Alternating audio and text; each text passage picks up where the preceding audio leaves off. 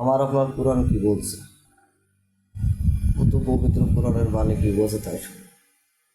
কত পবিত্র কোরআনের বাণী বলছে যে রাসূল পাক সাল্লাল্লাহু সাল্লাম 1400 বছর আগে যে সত্য ধর্ম প্রতিষ্ঠা করে গেছে, সেই সত্যকে আপনি ধরে আমার আপনার বেঁচে থাকা সম্ভব। আর যদি 1400 বছর ধরে সত্যকে আপনি না ধরে রাখি, তাহলে বর্তমান আবু জেহেল, সীমা, এজিদ, ফেরাউন এদের মাঝে আমরা বসবাস করছি। এদের মাঝে যখন বসবাস করছি, তাহলে 1400 বছর সত্য ধর্ম কি বিলীন হয়ে গেল? না, কখনো না।